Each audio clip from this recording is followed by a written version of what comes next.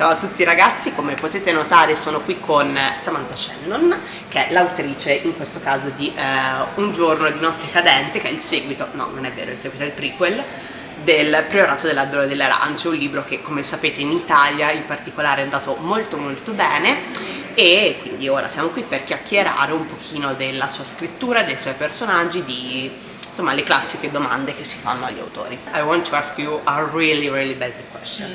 I think you answered it like thousands of times, okay. But no problem.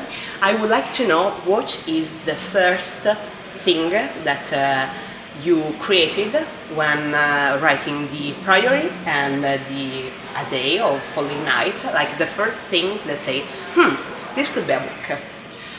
So the whole story really came from my desire to reimagine the legend of St. George and the Dragon. So I was raised Christian and I went to a Christian school, and because I'm also English, St. George is the patron saint of England. So I feel like the combination of those two things, going to like a Church of England school, St. George was quite a prominent figure in my childhood. And I was always really frustrated by the story because it's essentially about a damsel in distress, and I was always asking myself questions about who was the princess that St. George saved. And so I decided that when I had a little gap in my schedule, I was going to do some more research on the story and look into its origins and to see if I could find out anything about the female character in it. And the more research I did, the more sort of horrified I was. Like, it's actually quite an unpleasant story in some versions of it. And the more I read, the more I wanted to kind of challenge that and reimagine it. So that's really where the whole series came from. And some of the key elements of the series, so for example, the orange tree actually comes from the story of St. George and the Dragon. So there was this one version of it, which is a version I particularly disliked, but there's a scene where when St. George fights the dragon, he does so underneath this enchanted orange tree, and the fruit restores him during the battle against the dragon. So I took a few key elements from that, I kind of entwined it with some other stories, and that's how the whole series was born. And what made you say, okay, let's write a prequel? What's the thing that you thought should still be told in this book?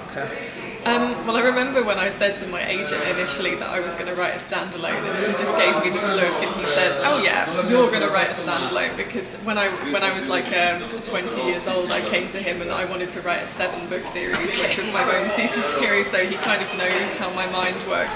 And he was right, because when I was writing The Priory of the Orange Tree, and it was genuinely intended to be a standalone, but I had to create 1,000 years of history, or over 1,000 years, because in The Priory of the Orange Tree there is this story of a dragon who was imprisoned 1,000 years ago, and I had to create a history between when the dragon was bound and when the actual events of the story are taking place.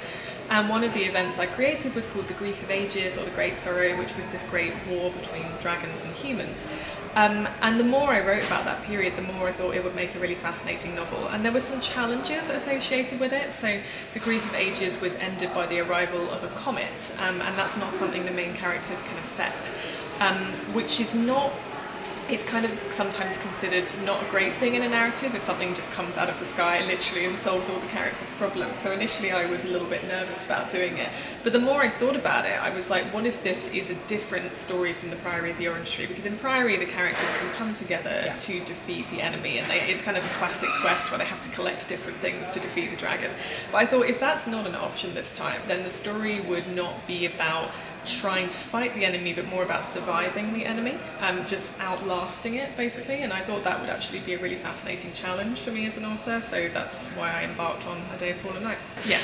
The beginning, like one of the first chapter, the one told from the perspective of Sabran of this book, I think is like, I'm not really a fan of world building. I do not really care for world building, but that chapter was like, okay, you explained to me like 1,000 of years of world building in one spectacular chapter, because it was really engaging from a narrative perspective, but at the same time you explain the political aspect, the historic aspect, the religion aspect, and so it was like great chapter in this first book. I thought the prologue was necessary in this book. So The Priory of the Orange Tree doesn't have a prologue, but this one I felt like it was important to just do some establishing, because there is so much political kind of manoeuvring in this one. I thought I really need to introduce the reader to this. Yes, but I think from a narrative perspective it's still pretty enjoyable. Thank you. So perfect. And talking about like the female figure in your book, the female character, as you said, this is a reinvention of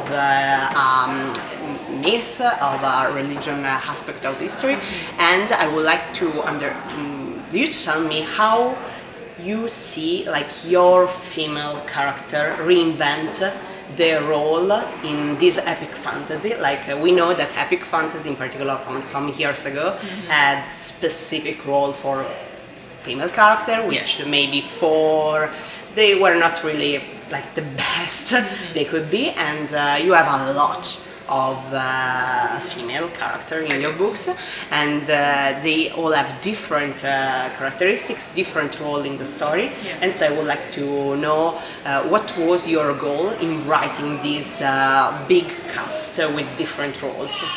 Well, something I really wanted to do was I wanted to write an epic fantasy, and quite a classic epic fantasy. Like I said, it's sort of a quest against an enemy, something that is a narrative that we're all familiar with, but I wanted to take that and just relentlessly focus it on women. And in The Priory of the Orange Tree, it's a relatively equal balance, like there's 2 male and 2 female narrators. But in A Day of Fall and Night, I decided to take that a little further. There is still one male narrator, but we have 7 female narrators altogether. The main ones, there's 3 women and 1 man, but there's also... Yes, so one of the themes I really wanted to explore in A Day of Fall and Night was motherhood and women's relationship with motherhood. Because I think most women at some point in our lives, we have to reckon with the idea of whether we want to be mothers. And I thought that if I could really go into a lot of depth with that. And this felt like the right book to do that, because this is the book in which the earth literally creates life. It's a frightening life because it's fire-breathing dragons, but I thought that this would be the right time in the series to really delve into that theme. So it's about women who do want to be mothers, women who don't want to be mothers, women who are forced to become mothers reluctantly, women who have lost their children. So I just really wanted to give that topic a lot of depth, because I felt like, again, like you say, historically in fantasy it was quite a lot more masculine in nature, and I think now we're in this incredible golden age where so many women are writing fantasy and there's so many different diverse stories being told, and that's amazing. And this is like my contribution to that, I suppose, was to really, and it is dedicated to my own mother. So yeah, makes sense. So one question that a friend lent to me to ask you is about old character, or maybe not necessarily young character. One of my favorite characters in The Priory was Nicholas. Oh, you actually, yes, I loved him. There's so many people hate him. No, I really loved. So I wanted to ask you a question about older character, because we are using fantasy, especially maybe commercial fantasy, that wants to be sold, they want to be read, there is nothing wrong with it. Much younger protagonists, teenagers, but also like 20 years something, while we have both young character, but also more experienced one. Nicholas was an old man, here also you do have women like 40, 50 years of ages, and I want to know how did you take this into consideration while writing, because these characters are not simply anagraphically old, their experience, their lives shown in the pages. So I want to know what is your perspective with the older characters and how you manage to put their experience in the book, in the pages. Well, it made sense to me to have a wide spread of character ages, because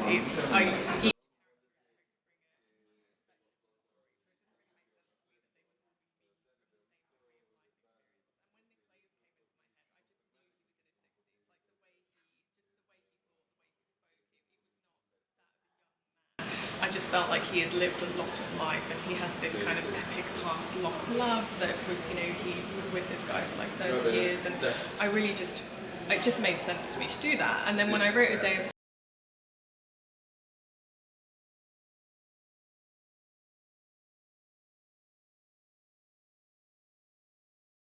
stories when we reach a certain age, and I feel like even now I'm in my early 30s, I can already see that happening. Like I see fewer protagonists of my age, and I think partly perhaps we think that because one of YA is so dominant in fantasy, so I think that a lot of people who read fantasy read a lot of YA, so I guess they see just there's more young adult age age characters on the whole, I suppose, if you read both adult and YA.